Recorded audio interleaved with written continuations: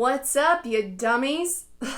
Welcome back. Denver Broncos for Dummies with Des.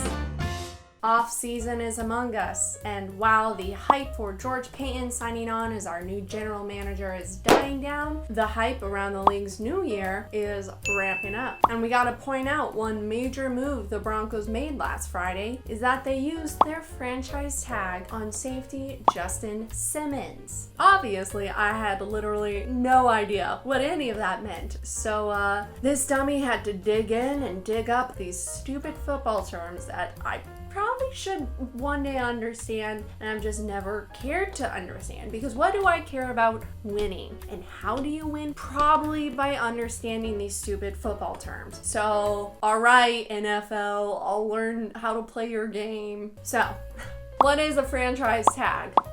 It is a designation that teams can apply to only one player per year who will be an unrestricted free agent. What the hell is an unrestricted free agent? Yeah, well, more on that on the next episode, because there's only so much football knowledge this dummy can take, you know? So Justin Simmons was given a non-exclusive franchise tag for the second year in a row. What does any of that mean? A non-exclusive franchise tag is the most common franchise tag, and all it means is that he can still negotiate a contract with other teams. If another team offers him a contract, the Broncos get a first right of refusal. All that means is basically the Broncos will be like, whoa there, back up, he's staying with us, and sure, I guess, and we'll pay him that much money too. Now, if the Broncos do not match the contract deal, the new team would have to send 2 first-round draft picks in exchange for the highly coveted Justin Simmons.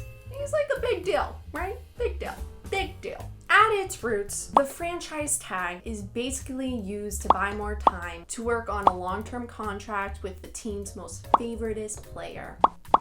It's football's way of saying, oh God, we need more time to figure out how much money we want to pay you, but listen, like, we really, really, really like you. Carly Rae Jepsen, shout out. So we're gonna give you a franchise tag. Please don't go anywhere, we'll pay you, we promise.